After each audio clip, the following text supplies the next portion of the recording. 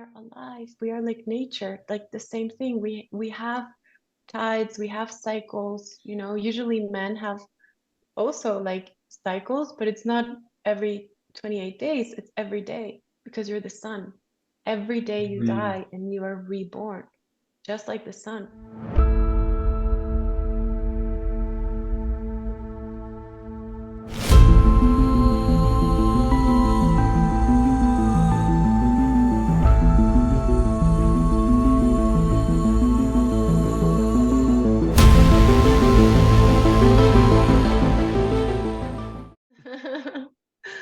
Can do a little healing at the end. Love That'll that. be good. Yeah, especially with these energies that are a bit crazy with the moon. Yeah. Also, happy full moon. Yeah, happy full moon. Yes. It's a really interesting one, because there's a lot of energy. At least what I have picked up on, and I see others picking up on, is there's a lot of energies. I mean, it's not surprising. Things have only been getting more intense in the past few Mm, months, or even, and the this one is interesting because there's something about it that's very personal for each person. hmm. And I'm Yeah, unsure exactly about that, but that's just what it feels. I feel like it's this like closing of these cycles, like karmic cycles a lot. Like I've been seeing that, you know, with my patients and clients and like, you know, receiving this big opportunity to finally release something that has been holding us back.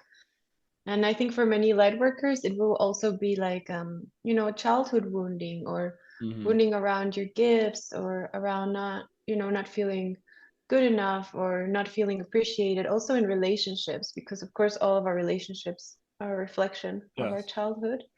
So I think this like unworthiness, because it's so personal, like you're saying, it's like, okay, how do I see myself and how do I, you know, accept my inherent value as, you know, a child of God or, you know, a light being or a human being, you know? Yeah. And I think it's important to dive deep into those layers because, you know, we may think like, oh yeah, like I've solved this, I've gone through this, you know, I resolved my childhood wounding. And if we look closer, there's always like a deeper meaning or a deeper layer Hmm. that is, you know, that comes forward to be healed as well.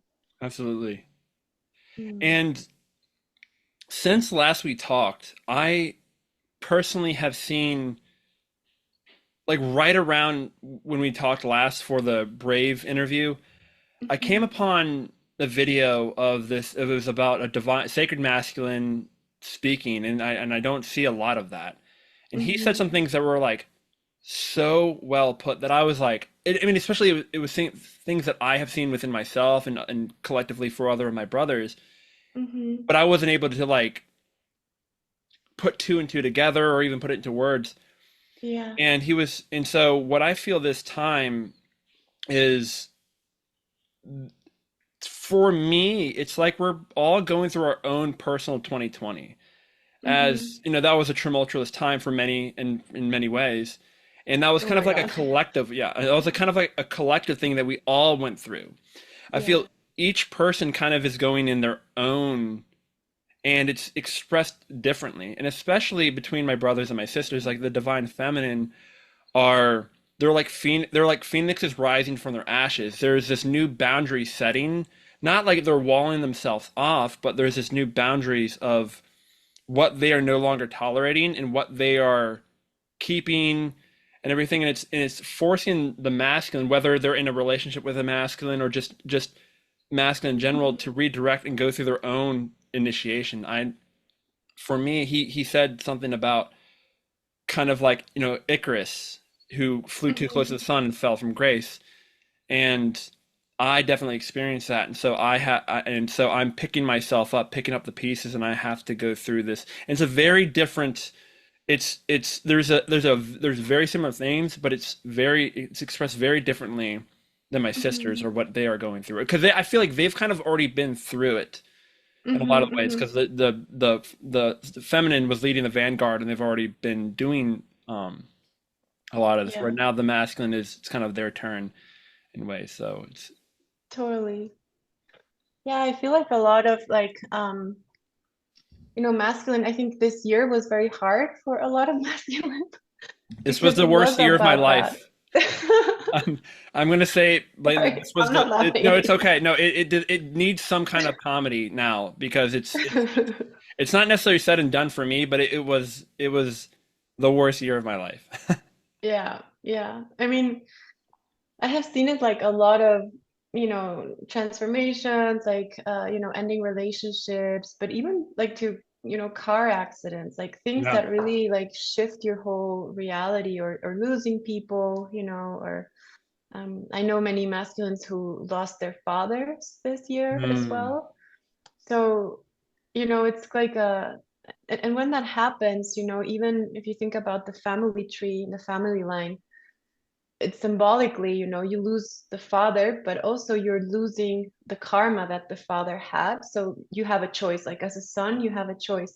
Do I take on that yeah. karma Yeah. that is ancestral, that comes with the masculine wound and everything? Or do I resolve the wound in myself and I Mm, let go of that karma and continue to move forward as my own being, regardless of what yes. kind of parenting, what kind of masculine examples I had, what kind of masculine energy was predominant when I was growing up.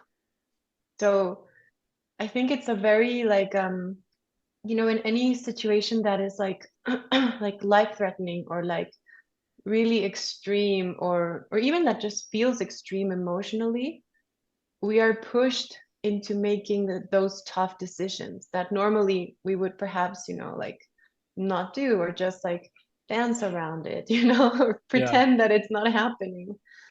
But when things like this happen, it's like, okay, now that you're facing, death or you're facing the importance of life, what are you going to do? Hmm. And, I think the masculine that sort of like will have the best out of this experience are the ones who are actually willing to do it and to learn the lessons Yeah. and just say yes, okay, let's do this. Like I know I did this, I know my fathers did this, I whatever, or whatever the situation is, but to just be upfront with what's happening and go through the pain, through the Mm. the chaos to come out on the other side. Yeah, and that's the initiation part too. Hmm. And you said you well said, Lana. What and I've seen that with a lot of my brothers is they have this it is a choice. And Hmm. but it's very we always have a choice, but there so much of our lives are being broken down and but we're given like this almost little to no choice. It's definitely a choice, but it's kind of the universe in like a mouse in a maze, kind of redirecting us, railroading us a little bit to Hmm. that enlightened, that more awakened state. And it's but again, it's always a choice whether Yeah. to do that. But it's when you're put through enough pressure, through enough bullshit, as a man, you're kind of going. You're the only way you see out is through the flames, Mm. and Yeah. that's kind of what's going to make a lot of my brothers is do you sit there and stay or do you Mm. I mean we don't even know if we're in the dark of the cave, we don't even know if going through that tunnel is the way out, but Yeah. it beats staying where we've been or in this very very small dark area, Mm. and it's Yeah. not going to be easy, but it's it's kind of I mean in a way I do want to say because it just sounds better it seems like it is the only way, it seems like it's Hmm. the only way. Hmm. Yeah. um and I that's mean, what I've that's seen. yeah. Oh, yeah. Sorry. You go. I was just gonna say that I've seen, also some like in this masculine energy, the more wounded part, the more like child, uh, wounded part of the masculine wants to run away, right? That's what we have been seeing for a very long time. And you can run away. Like those are the two options in a Yeah. way for me. Like either you go through it, and for beings who are more awakened, who are full of consciousness, you start to realize that even if you run away, you're still going to have to come back Hmm. and go through it at some point. So just like you were saying about the maze, like you can go through many different doors and options, but in the end, you're going to have to go through that rite of passage. That's kind of one way So exactly, out. exactly the same.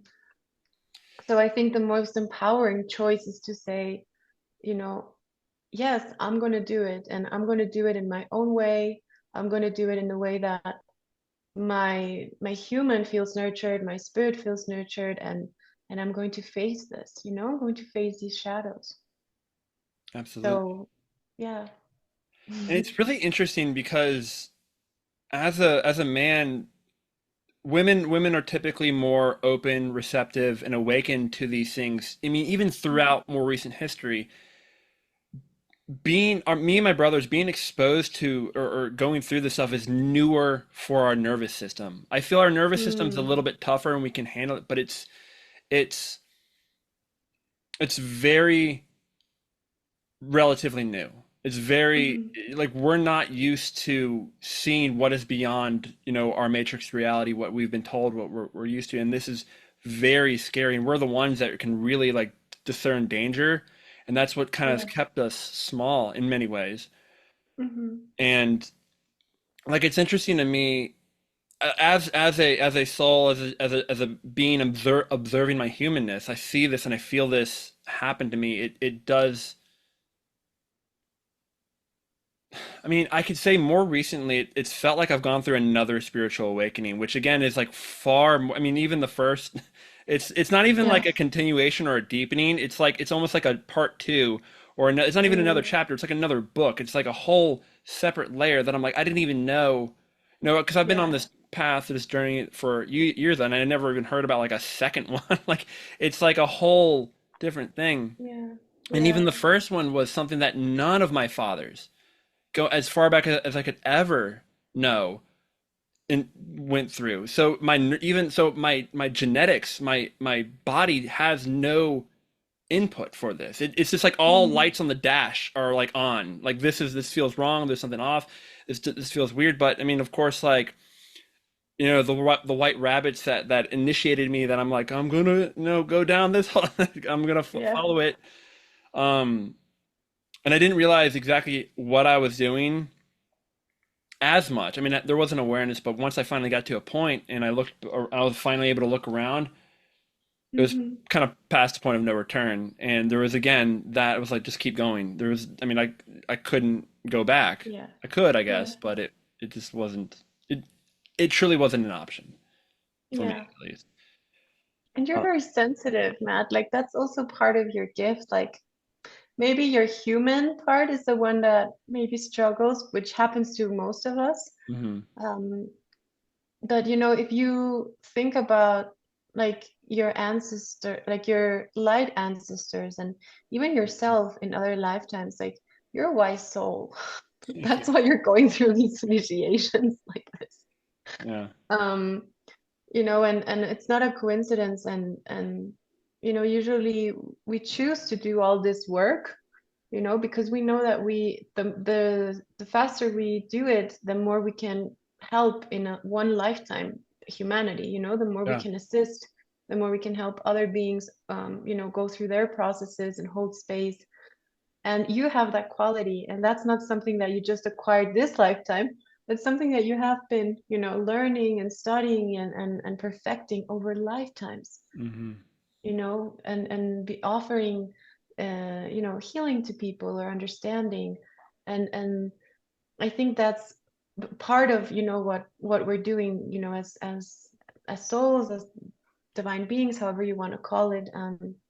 But especially, as light workers, when we come here to really help humanity, it's like, yeah, we want to help them move through the fire, but who has to go through the fire first? We, right? If we don't go through the fire, we can't show them the way, or where it's going to be, less intense or whatever.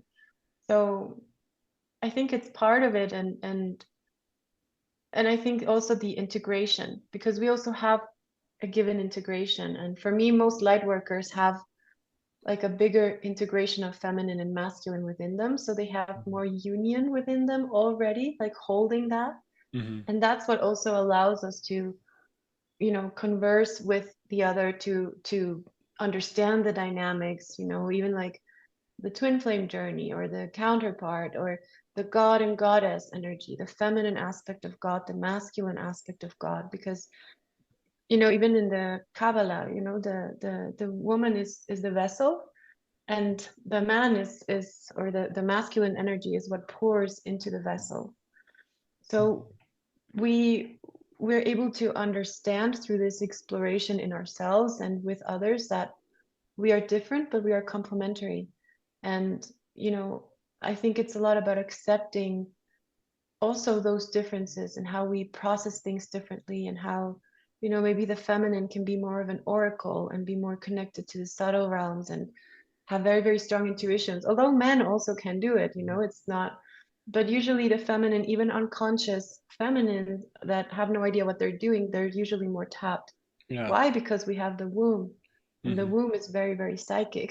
So we naturally have that disposition. You even But hear it, a woman's intuition. That's just a yeah, exactly. And I think now, but also, in the masculine, they have this capacity to make us feel safe and feel protected and feel nurtured too. Like I was doing this like ice bath, with a friend of mine, and I remember going into the ice bath, and I don't know, I had been there like 2 minutes, and I started to shake. I was doing my breathing and everything, but I was shaking. And he came, next to the tub, and he held my hand. And the moment he held my hand, I relaxed, you know? And I started breathing normally, and I could last like another minute or whatever in the thing. And he tried to sort of let go a little bit, and I was like, nope, don't let go. it's like when a He calmed woman me has her down. husband during labor. Yes, the same thing, same thing. And it's been proven scientifically that it relaxes the nervous system of the woman to even Absolutely. just have the touch of the man that is, there to protect her, or even just a man that she can trust. It doesn't have to be, a romantic or whatever. It can just be someone that she trusts. So Absolutely. it's very, very powerful, the impact that we have on one another as well. And that's the And yeah. and that's the beautiful thing is we are consciously cultivating these energies and these relationships within ourselves and each other.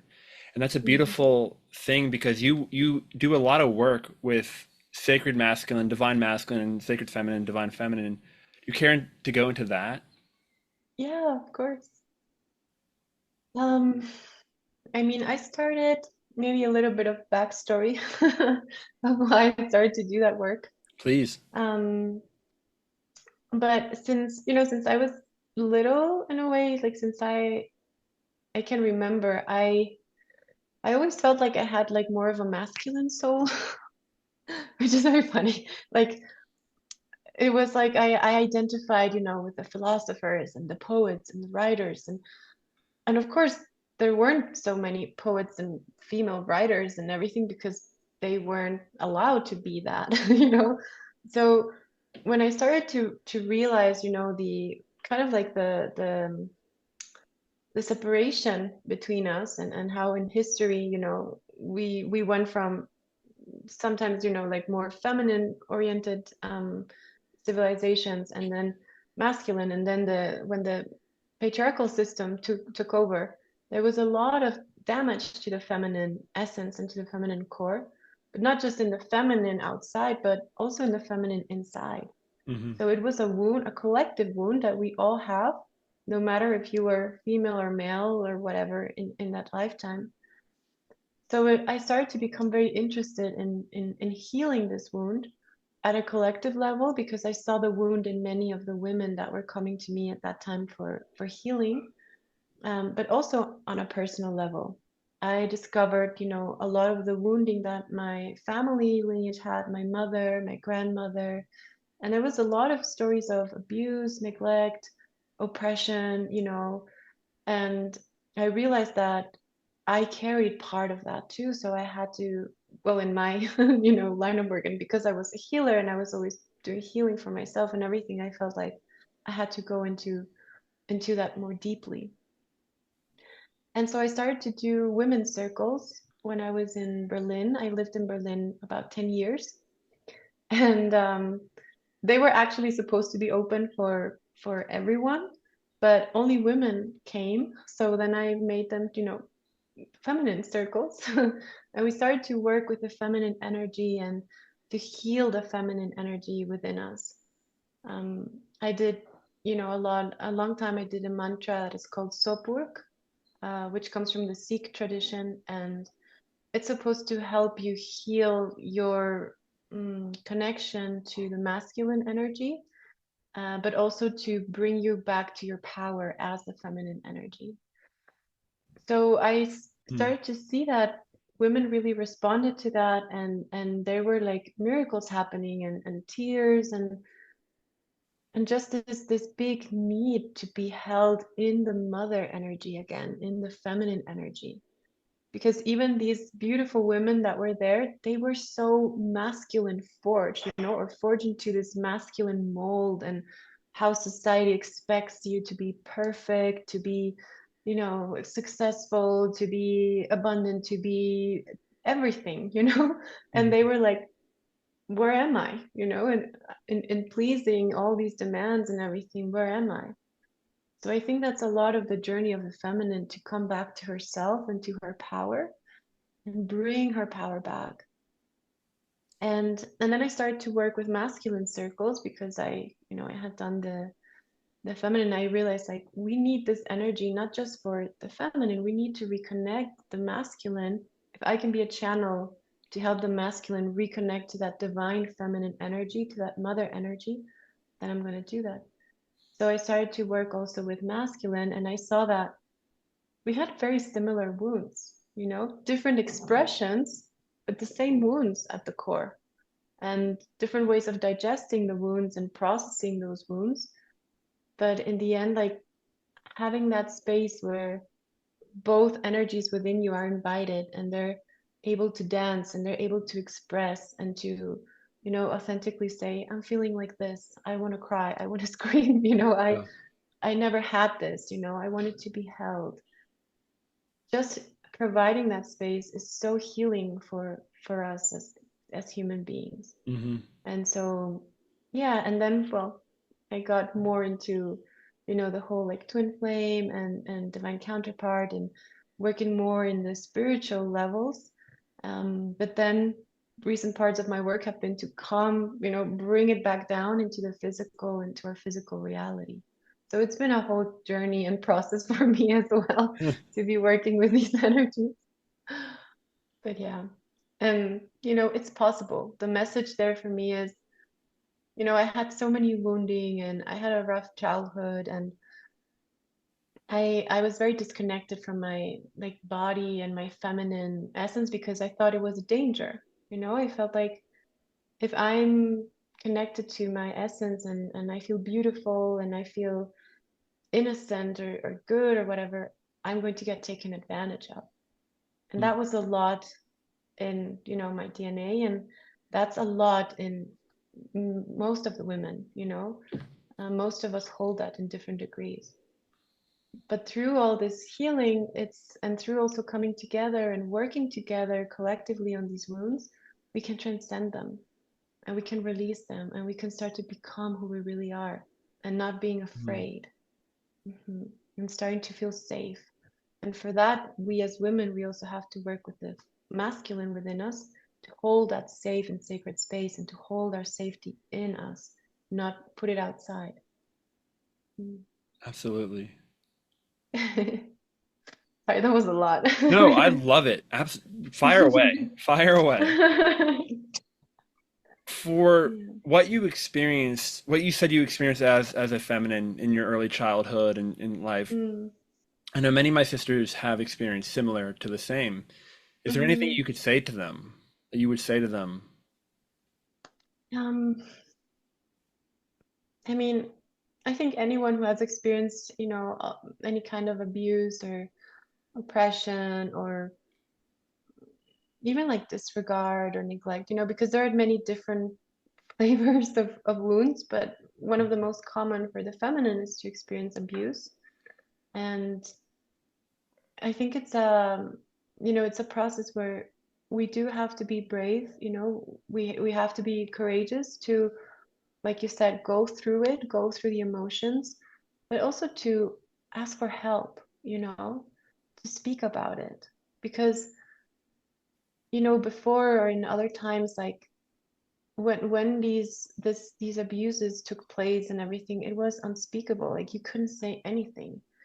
And you didn't, and of course, if you were a child, you didn't have the tools or you didn't even know what to do, like there was no, so I think when there's this wound of abuse, we have to do a lot of self-healing and nurturing for the inner child, forgiving ourselves, most of all, forgiving yourself that it wasn't your fault. Anyone who experiences abuse, it's not your fault. And that's something that Mm. most victims, have a very hard time like integrating, because there's this feeling of guilt or shame. So that's the first, like it's not your fault, doing your self-healing, and then also asking for help from someone who maybe went through the same thing, or who can help you to emotionally, mentally, even physically through somatic exercises, but especially for me, energetically, to disconnect those energies and to make you feel whole again, like bring back your power. Because like we know any type of like abuse, and especially if it's sexual abuse, our sexual energy is the most um, powerful that we have. You take that from a being, you're taking their essence. Mm. So it's the most powerful energy. That's the energy with which we create new life. So that's our whole powerhouse. So the most important thing is to bring back your energy to yourself and bring back your power, that it's yours, and protect and seal. Mm. Of course, there are many ways of working with that. I work a lot with all themes of women, in my practice, even, fertility, abortion, pregnancies. There's like all of the the feminine world spectrum, and there's a lot that we can do, even just energetically and spiritually, and of course, accompanying with emotional work and physical work to have like the whole healing. Um, but yeah, that's what I would say to them, and that it's possible to heal. You can Yes. heal and you can feel better, and you can release that and see it as an experience that, for some reason you had to go through, but it doesn't define you and it doesn't define who you are. And, we can learn from everything and we can transform it and transmute it into something positive in the end, no matter what it is. No matter And what. that's something that I believe, no matter what. Absolutely. But there's a will, there's a way. Yeah, The infinite universe of the of source, God, goddess will provide. yeah, exactly.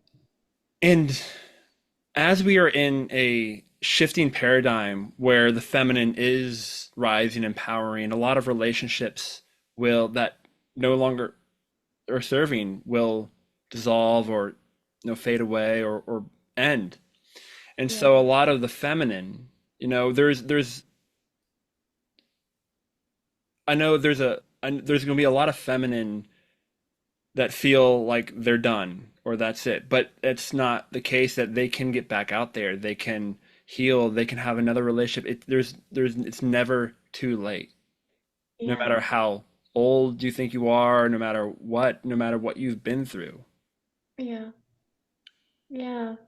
And I think that's also a lot of the society, how these societal beliefs are imposed. But I have seen it even also in men, like lately, like everybody's afraid of getting old, Mm. or feeling like unattractive, or feeling, which of course part of it is in our biology, when we mate, you're finding a mate, or your partner, you want to feel attracted to it, right? Like birds do it, they find the one that is for them. But it has to do so much more with energetic frequency and resonance than it has to do with anything else. Mhm. So I think that's where we many times get a little bit confused, and even limit ourselves, because we start to see ourselves through the lens of a very materialistic, superficial world, which is based on consumption and based in, this sort of like spiritual slavery, which is um, a very disempowering to our inner being. And I think if we tap, into our soul, you tap into the goddess and you start to feel that goddess energy or that God energy. You don't need anything. You don't even need like a body like, in that sense. And so a body is a plus, you know, and being in this physical vessel and being able to actually experience things, in this 3D with all of our senses, it's actually a treat. It's actually a gift.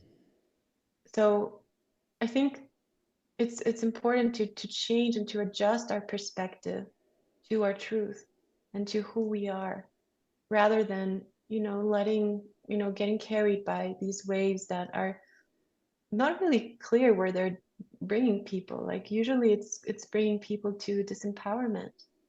Hmm. As light workers, that's the one thing that we need to really master, to learn how to empower ourselves no matter how many times we get knocked down.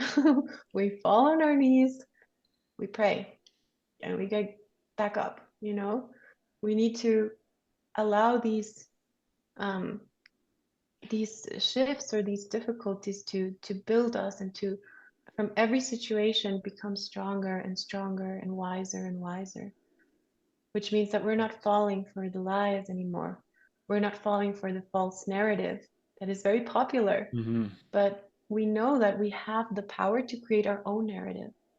Yes. So if these women say, you know what, I'm going to find a beautiful, loving, spiritual, nurturing, safe relationship for me.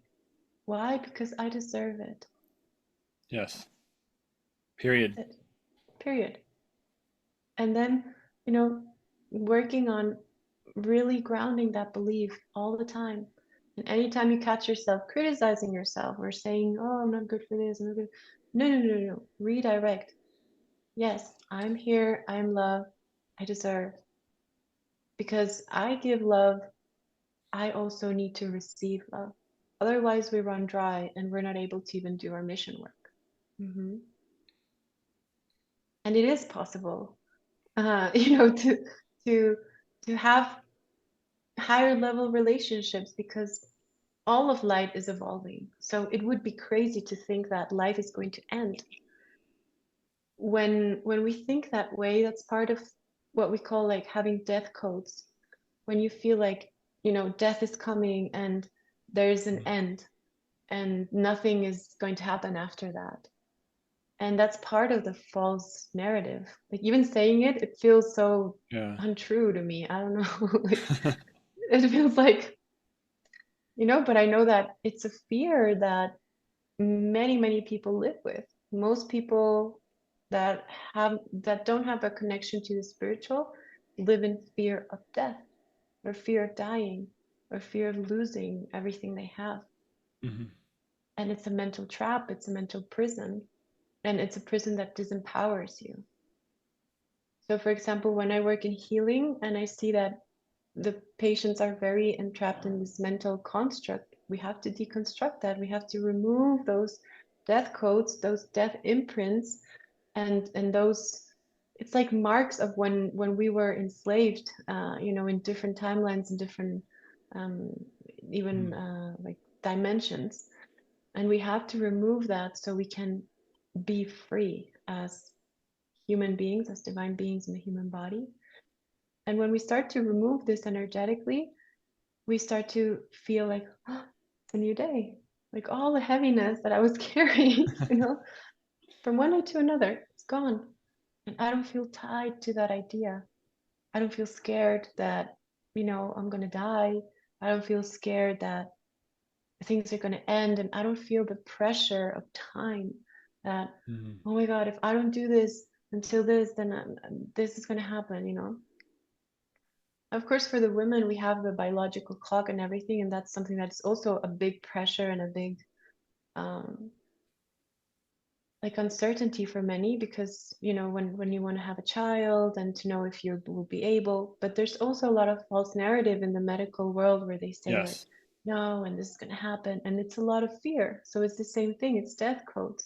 Hmm. So we also have to remove that, not to become delusional, but just to have a clear view of what's really happening Hmm. without the negative narrative, and also without imposing any like false positive narrative, because that's false light. We don't need that either. Hmm. We just need to be able to have a clear view, and then with that clear view and with our connection to God, we can make a decision.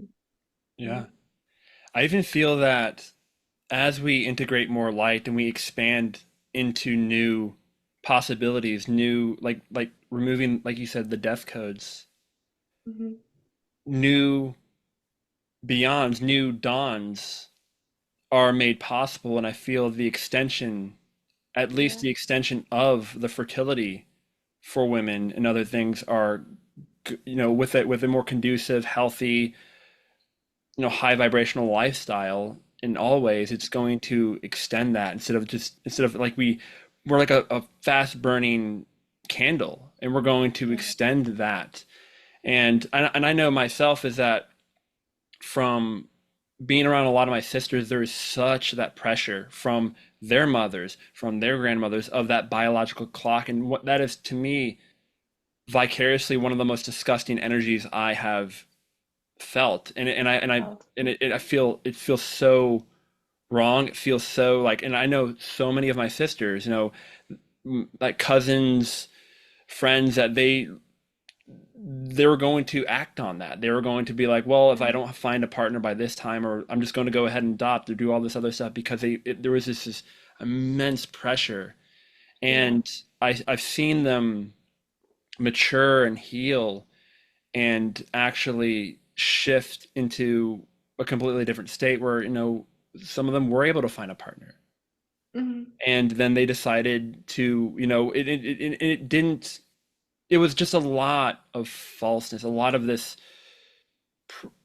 really, really rigid construct and pressure that it was almost like Yeah. a chain wrapped around their womb.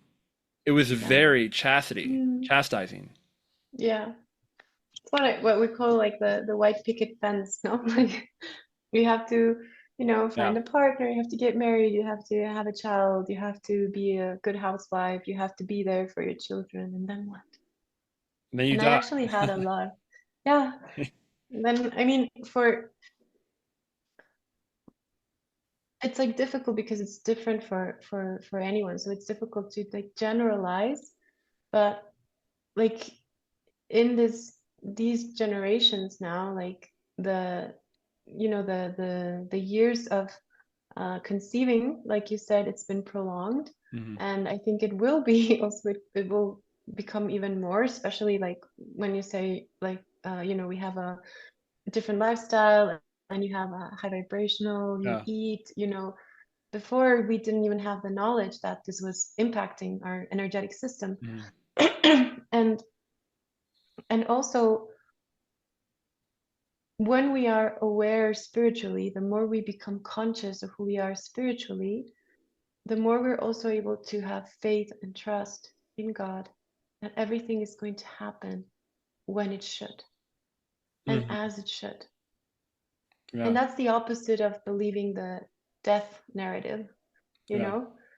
It's believing in the light narrative, that everything is benevolent, that we live in a benevolent universe, and that we are part of this bigger plan, and that our individual needs will be met, but also our collective needs will be met.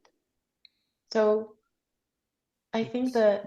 the trust is a place where we need to start as divine feminines to Hmm. really, really live in the trust and allow the trust to fill all of our bodies, all of ourselves, all of our reality, um, so that we're like at this, like bathing in this water of trust and and faith in the divine, because we are the divine. So if we don't trust ourselves and we don't trust Absolutely. God, then we're moving in the dark, like you were saying, and Mm.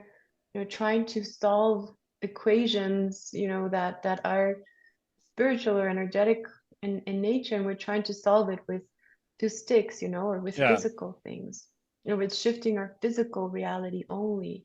And and I think that's part of the new paradigm. That's part of what we're learning to do also for the masculine, that, you know, even if we are goal oriented and we get things done, and we are, you know, masculines are very good in navigating the physical realms, but understanding that the source of the physical realms are always the spiritual realms. Hmm. So if you anchor yourself there, you can manifest even faster in the physical. You can create many things, but at your pace, not Mm. at a pace that is imposed by the outside, by these forces of control and slavery. And you're running around your whole life, you know, making money, making money, making money, and then you die. Like that's and that's something that's very real, and that's something that's being programmed very strongly in everyone. And now that I was in the US, I saw that, geez, you guys are bombarded there with, Mm. you know, like subliminal frequencies and the media, and it's very easy to get caught up in this like Barbie world, like literally, it's like superficial world where everything shines, but there's nothing below it, you know? Yeah. There's a And lot I of think many traps. people are chasing that. Yeah. Yeah. I mean, just like how you said, like making money and then you die. It's like a cow being milked until it Yeah. dies It's very on a sad. hamster wheel. Yeah. That's not, no being is meant to be like that. Exactly. Exactly. And that's where you see also where our consciousness, like our collective consciousness is. Because if we're still doing this to our animals, if we're still Mhm. doing this to other beings, of course we're doing it to ourselves as well.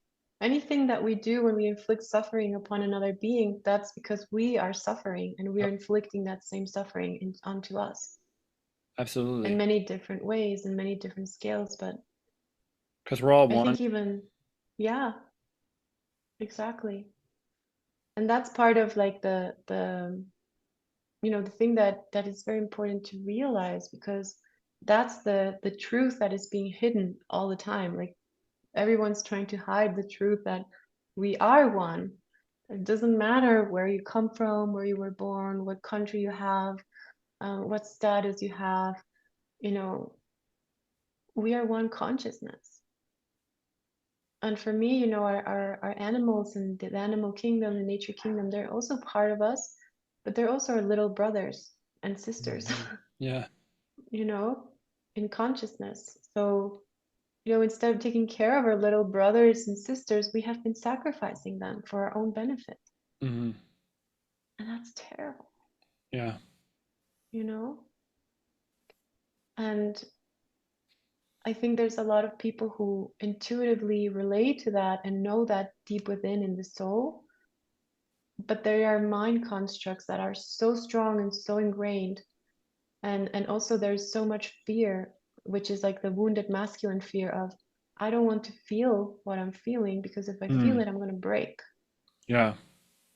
So I rather just act tough and pretend that it's fine and that I don't feel anything, you know, and that I can see and condone, you know, suffering because I don't feel it, I don't connect to it.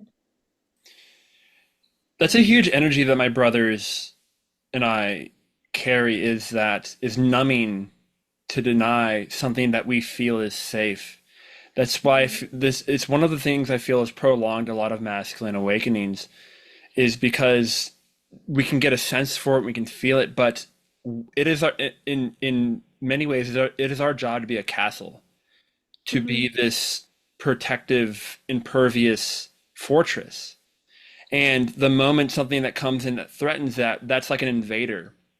We don't Mm-hmm. like that because that threatens the integrity of ourselves, and how, if our own integrity, even if it's an old paradigm construct that we've built ourselves on, Mm-hmm. if that is threatened and that is threatened to crumble, so do our relationships, so do our roles as the masculine in our relationships crumble as well.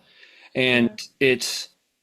it feels like and I know I've felt it myself, and again, observing it within myself as a soul, spirit, higher dimensional being, as a human, seeing it and feeling it, and it feels like I was injected with poison almost. Even though it was, I mean, it Mm, not, I mean, it could have been like an antivirus or yeah. anything, but it's just like it feels like this. It feels very unsafe.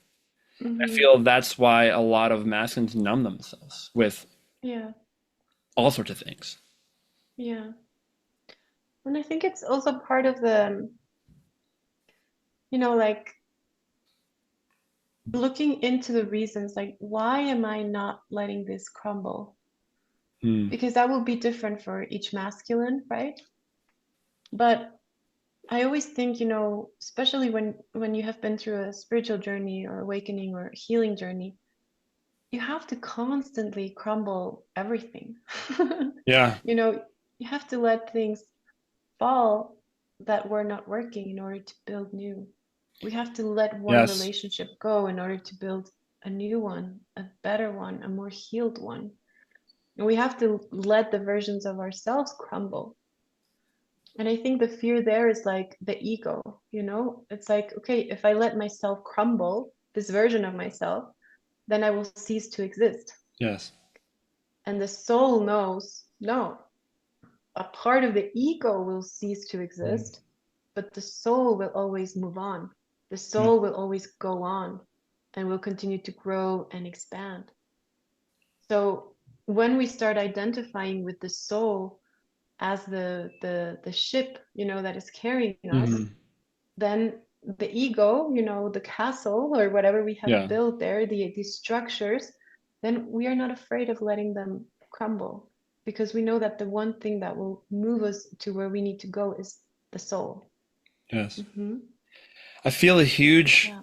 that's going to be majorly conducive in this new shifting paradigm that we're coming into is so going back to how I said we were like a candle that burned really fast. There was one birth and Hmm. one death.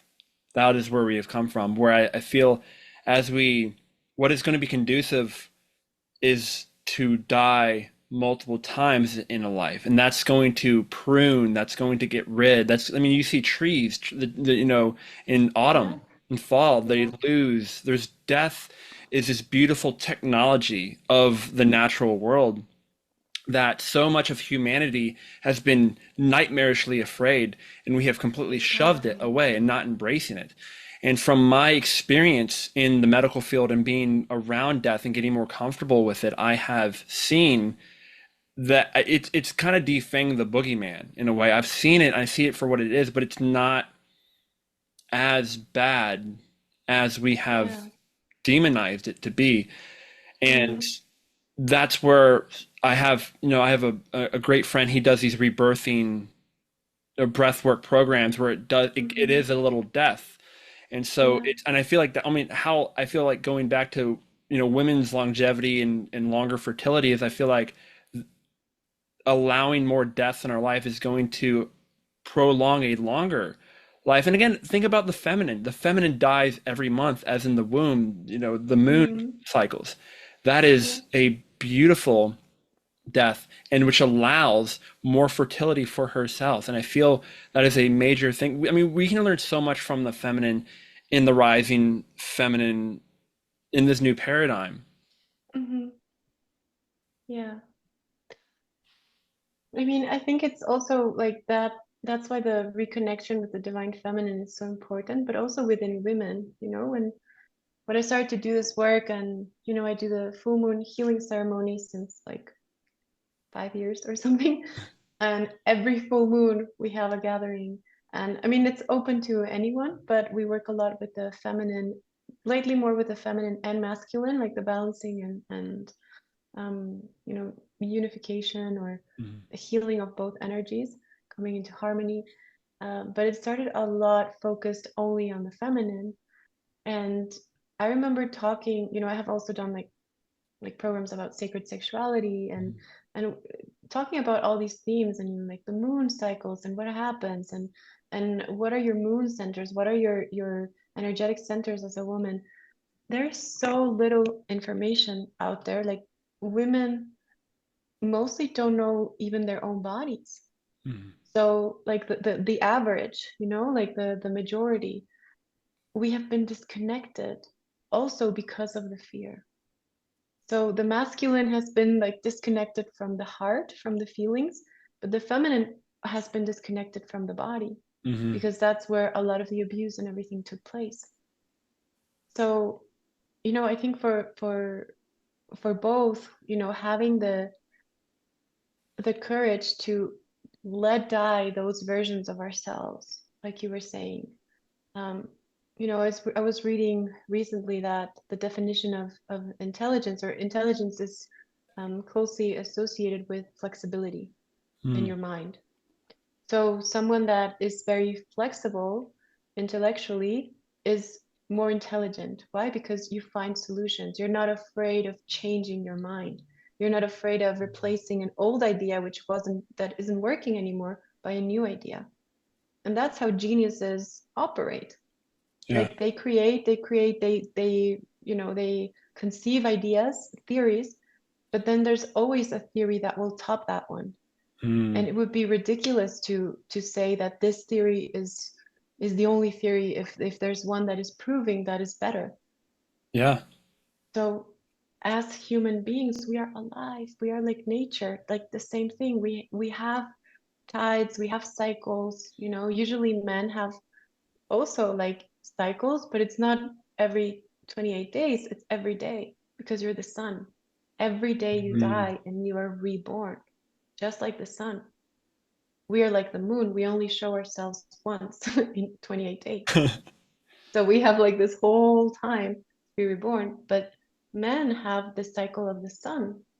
So you are reborn every single day, which means that every single day you have an opportunity to change, to be different, to become better, to be a better version of yourself. And also, if you didn't have a good day, you still have tomorrow and you will be reborn. And, you know, we usually have this tendency to think that men don't feel or are emotionless or whatever. Men are extremely emotional and they Mm. have these emotional ways because every day the emotions are shifting. The thing is that they have been disconnected. Hmm. That's the difference. It doesn't mean that they don't feel, it doesn't mean that they're not profound, sensitive, aware beings. It just means that part of them has shut down and disconnected. But the men who do the work to reconnect themselves to the heart, to allow themselves to feel again, to allow themselves to go through the fear of feeling, and also to heal the mother wound, Mm. because it's very, very important if we want to reconnect to our heart and our emotions, we have to reconnect to the mother. And if we had a mother who was, you know, neglectful or violent or scary or didn't treat us well, didn't nurture us, we develop an aversion to women and we Mm. develop a negative treatment to women because we feel unsafe, because we never felt safe in the presence of our mother. So we have to heal that. And the same, with the father. And then also the wisdom that the fathers, we don't really have, at least in our generation, we didn't really have mostly like spiritual aware parents that were taking us through these rites of passages, that they were telling us, now you're initiating into this, like this is what it means to be a man, this is what it means to have this consciousness, this is what it means to you know to be in a relationship with a woman, like all these things that are physical but also subtle but also emotional, like we pretty much did it in the dark.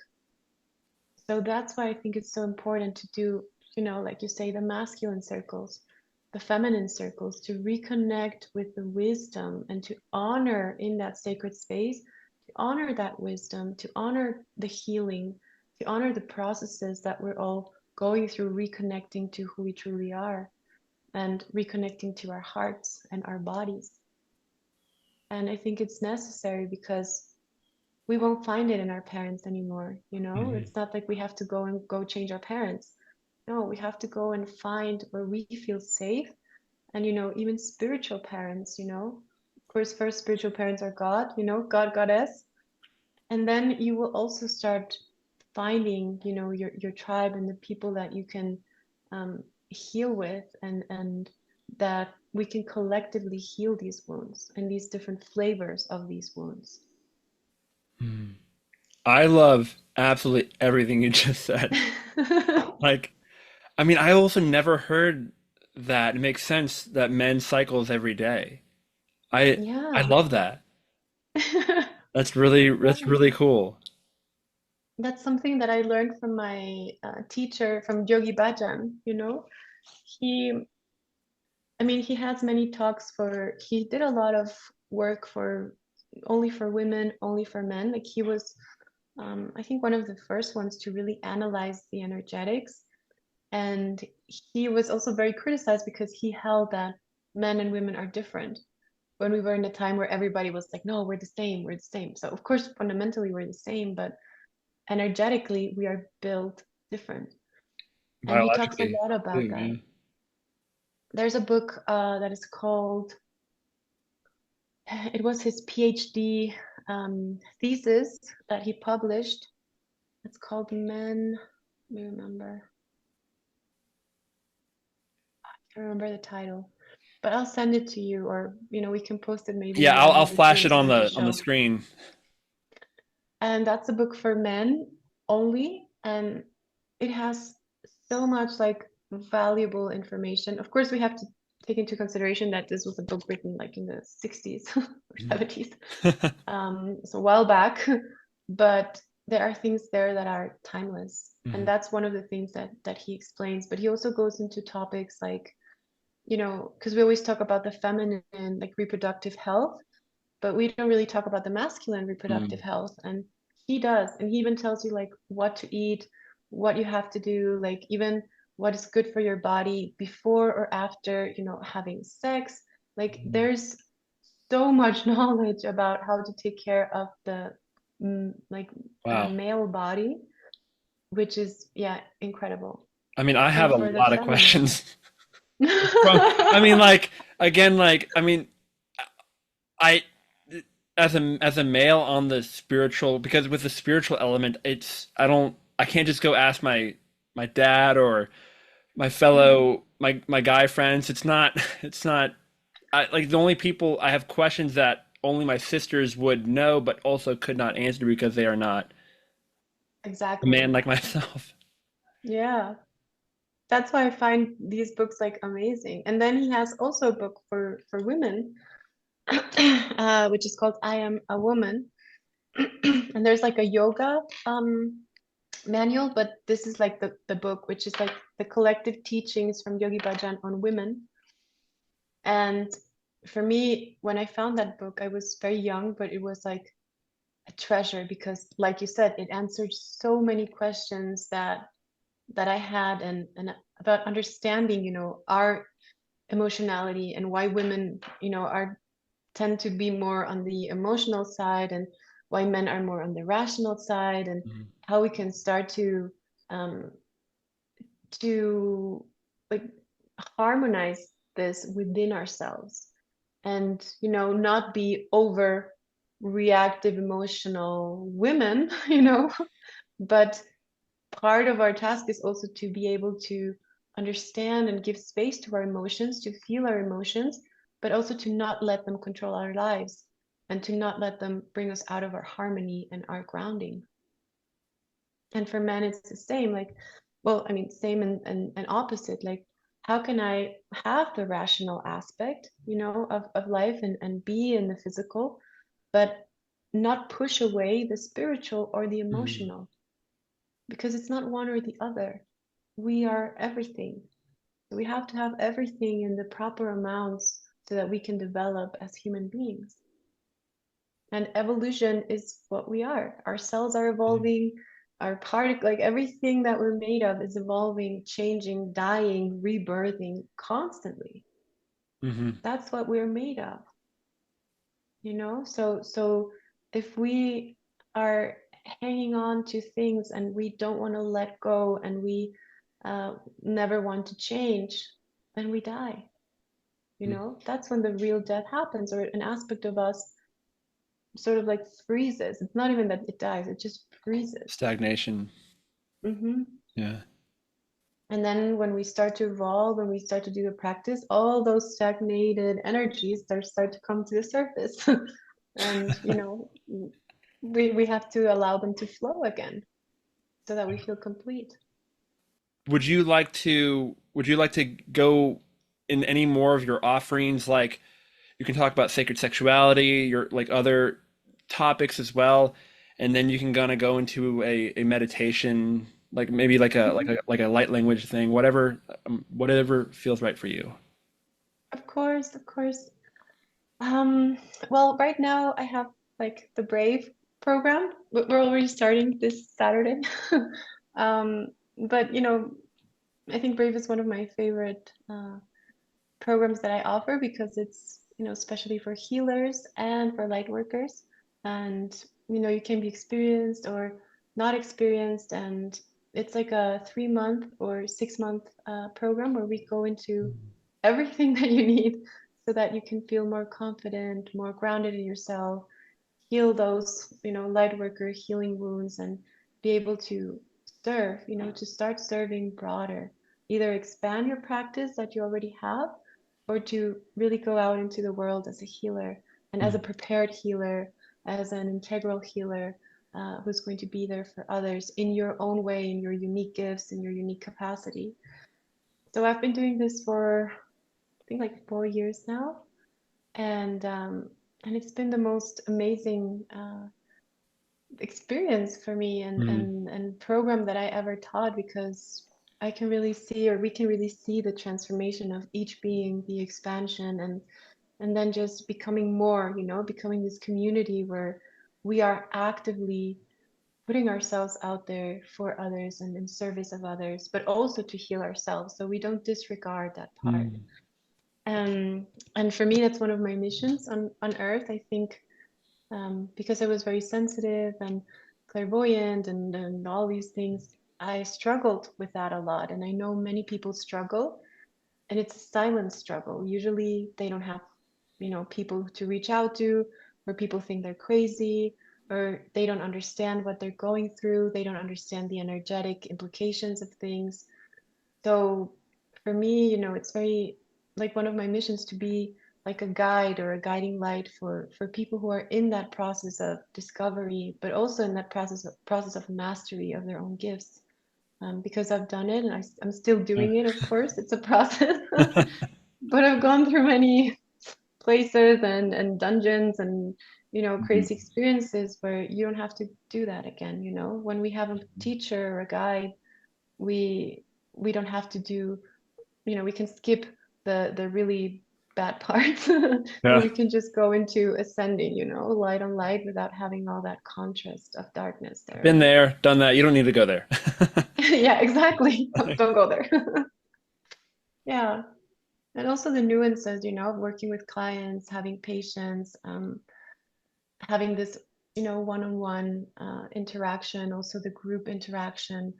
There are so many things that go into it, that go into your spiritual mission, your purpose, and serving energetically and serving spirit and channeling. So there are many things that are very abstract to us, and when we are there, that's when we actually start to see, oh, what's happening here? Oh, I would love to ask this question.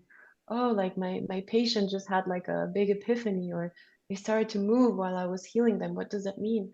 There's so many things that can happen because every Mhm. patient is a universe Yeah. that, as healers, the more prepared we go into it, and also just knowing that you have a support system, you have a base, you have a sacred space to come home to and to ask your questions, and be met where you are. I think that's like one of the most precious gifts that I would have loved to have received when I was learning. I Yes. didn't really have it that way, but now I try to offer it. Um, so yeah, that's my program, Brave, for healers and light workers. And yeah, then I have many offerings, on my website. I have my YouTube channel. I have free healings there for everyone, divine feminine, divine masculine. I have healings for the womb, for PMS, for pain, for physical body healing, for everything. You can, go find it there, and also on my sacred shop on my website. And of course, I give healing sessions for everyone. Beautiful. I will link all of Yes. her information and everything below. Thank you. I how I first found Lana was it was one of your YouTube videos, some healing channeling where you were doing light language, and Mhm. it was a time where was it 4 years ago? It feels like it was longer, but it was years ago where I stumbled upon your YouTube videos, Mhm. your transmissions, and it was a time where I was under the weather and going through a physical upgrade, and just it felt like that's what I needed, laying there in bed and hearing that. And Mhm. I feel like I watched your stuff for a little bit, and then I kind of moved on. But then again, I think another I needed another physical upgrade, and I found you again, and it was like I feel like when I've gotten sick or when I've gone through an upgrade, I've listened to you, and that's been Oh, like yeah. the cup of soup that I've needed.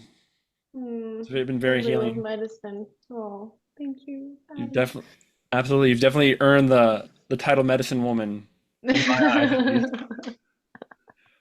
Thank you so Yeah. much. It's great to hear.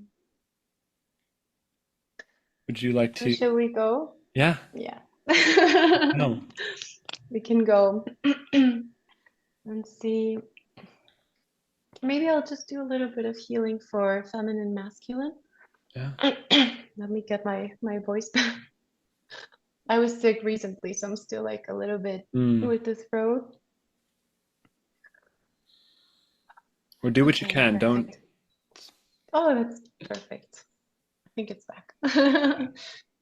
Okay, so you can all take a deep breath in. You can close your eyes if you want.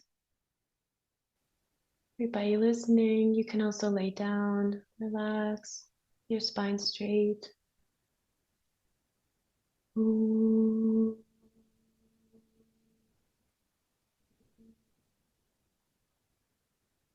Deal, deal, side, deal, side, deal, side.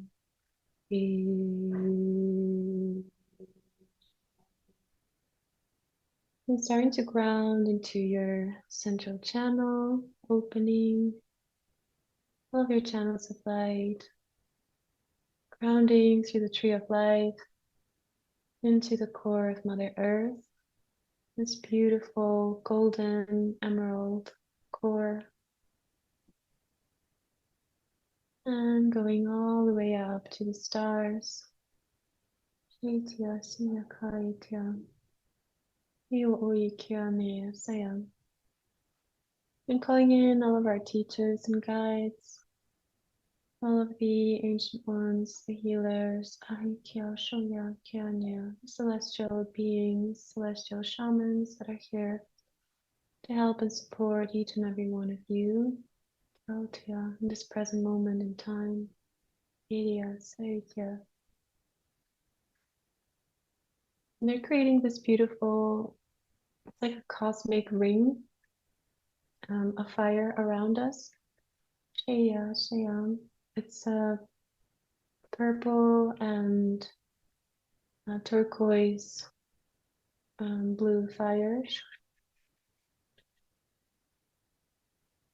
And we're also going to place a beautiful golden sphere around each and every one of you, activating the Merkaba for those of you who work with the Merkaba. I'm starting to cleanse and purify all of your energy systems, all of your channels of light, clearing all of the excess energy from the outside, clearing any excess electricity, clearing the mind, the brain, releasing old thought forms, stagnancy, and any blockages to creation through the feminine and masculine embodiment of God, Goddess. Clearing rocks around the throat, around the ears, the jaw, the occipital, the crown, the back of the neck,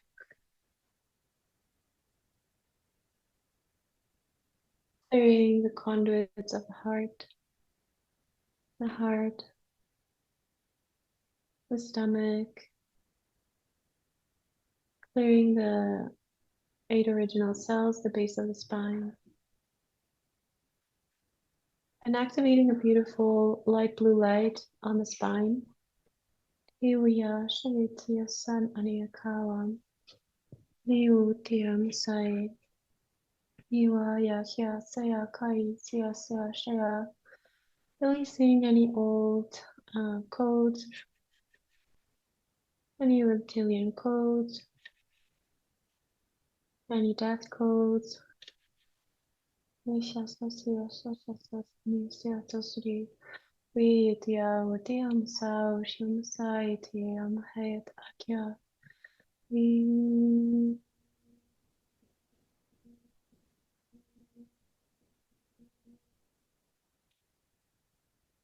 And we're starting to see Mother Mary come in with this beautiful ruby red energy.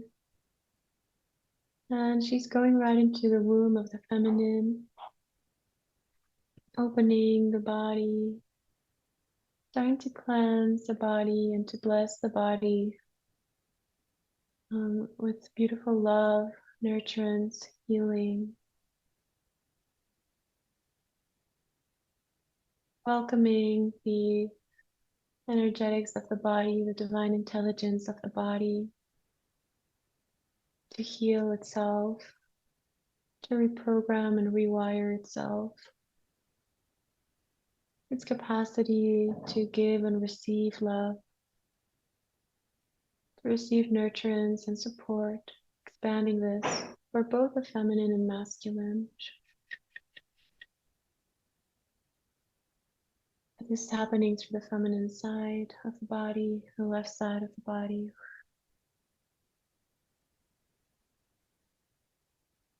And allowing the energy of Yeshua to come in with this beautiful blue sapphire energy. And he's going right into the mind of the divine masculine, clearing, healing old constructs. There's also like the old world order. They're saying like when the church was in power, clearing all of these control systems, mechanisms of slavery, of fear, of lack. Clearing also any death codes from the mind of the divine masculine. Clearing the pituitary and pineal. Clearing the axis of the brain. Neurons.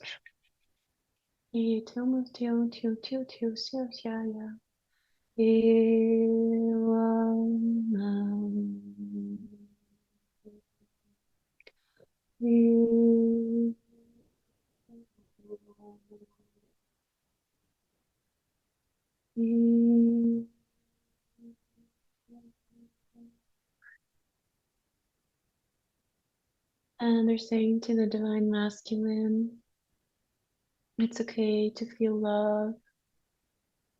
It's okay to be loved. It's okay to give love. And it's okay to love yourself, to nurture yourself.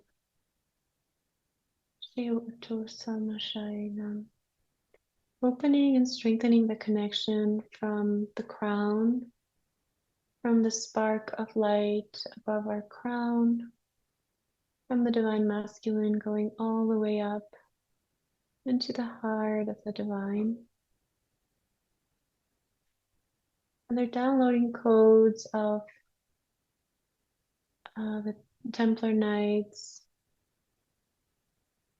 the Lazarus template. And I'm also seeing this beautiful angelic energy, holding like restoring the heart of the divine masculine in this beautiful sapphire blue energy.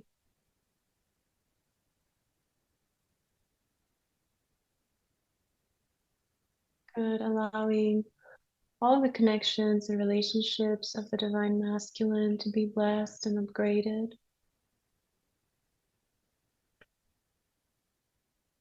And going now to the bottom of the field, to the lower part of the body of the feminine and masculine.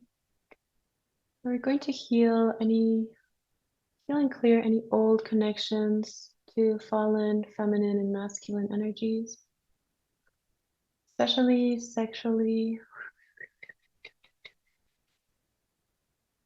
clearing and releasing any karmic connections and implications from the past lifetimes. Re oya shasa oreo tunko ola ya shakwa siya. Niwaya tiasaya shia meat aniawa. Now we're doing this through the divine child, through the energy of Sarah, through the gold. She's starting to retrieve the energy of the feminine into the feminine and the energy of the masculine into the masculine. Gathering your divine power, your divine light, your divine peace, your divine truth, your divine love. Releasing it from any and all other fields, grids, people, places, things. And then starting to reconnect, bringing this energy, this golden light from the sexual chakras, bringing it up into the heart, and from the heart, allowing it to come up into the crown, and from the crown, connecting all the way up to the divine goddess energy and the divine God. And there's this ray of golden and silver light that goes up and connects to the divine goddess and God. And then it comes back down through Mother Earth and then through your feet and up again, establishing a beautiful coherent loop flow of energy, activating the Ankh in each in the feminine and masculine to purify and filter the energies. Good through the highest expression in the quantum fields, quantum realities. And starting to download through the crown a beautiful rainbow light, rainbow ray,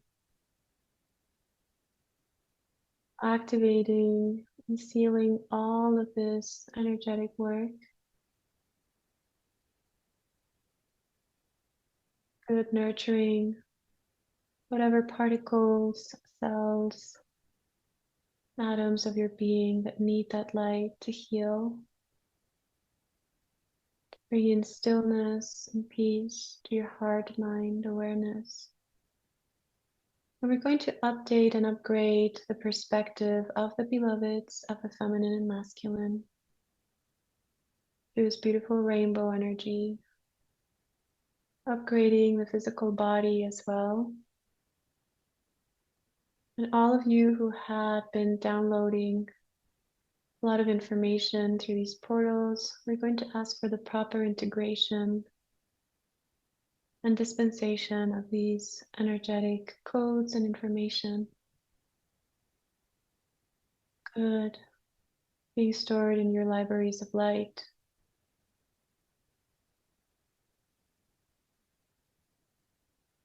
Good.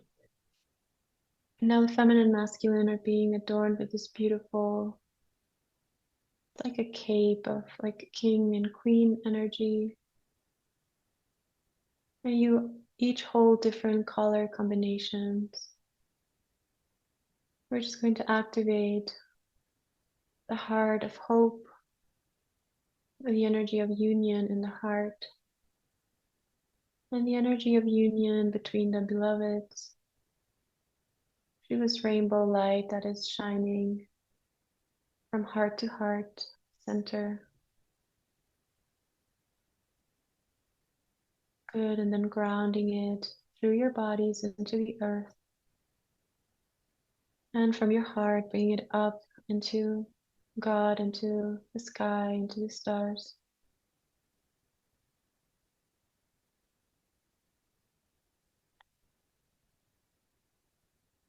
Okay, we're going to start to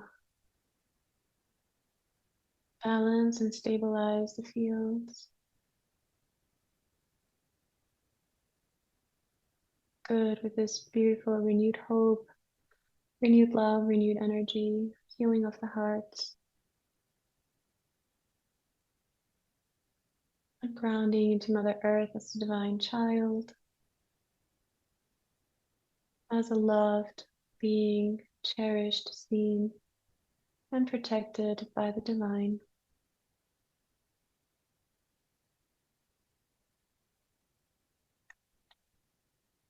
I am whole, I am whole, I am whole. And so it is. Healing, protecting, shielding. So it is.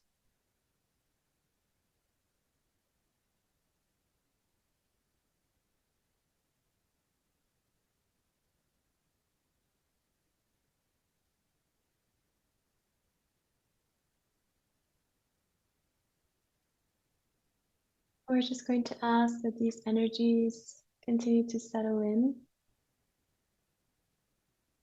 that you continue to release anything that is ready to be released, releasing any excess energy into the earth, into Mother Earth, blessing Mother Earth with divine love, divine kindness, divine strength, divine peace, Shewa Atya Saya, blessing all of nature, all of the animal kingdoms, crystal kingdoms, all the kingdoms that are part of the one, the seed of God on this earth. Shewa Leatya Saya Kya Aya Aikya Sinya. Blessing with love, with abundance, with strength, with happiness, with joy, with safety, divine protection. It is done, it is done, it is done, and so it is. Thank you. And thank you to all the angels and guides that were present. Thank you to God, Goddess. Thank you to Maddie here. Thank you. Oh my. And thank you to all who participated. Yeah. That was unreal. That was so powerful. I'm just there like, just receiving, like, I oh, know. wow. It was powerful. Yeah. So after this, you can also do a bit of movement, even like moving the eyes. Sometimes a bit of energy can get caught there, and moving your body, maybe just jumping or dancing a little bit to release the energy for all the people who do this because it was powerful. Yeah, that was really amazing. And yeah, Lana does a lot of stuff like that on her YouTube channel and her programs. So thank you so much. I mean, my ears are ringing. Like, Big upgrades coming. yes. Uh, Thank you so much for that. No, thank you, Maddie. You're welcome. It was an honor to be here with Yes. you. So, for Yeah. any of those who resonated with Lana and her energy and what she can provide for you, I will link all her information below. And she has tons of programs, courses, one-on-one offerings. Again, she has a YouTube and Instagram. I'll link all that below. So cool. Any last words or departing words? I love being here and I love your work and I love your podcast. And I hope, people continue to speak about this. I think it's very, very important to open these spaces and to speak from the heart. And I think you do a excellent job, holding sacred space for us. So thank you, Maddie, and all the best of luck and blessings for everything you do. Yeah. Thank you so much. And again, thank you all for listening. And MC Warrior the Light out.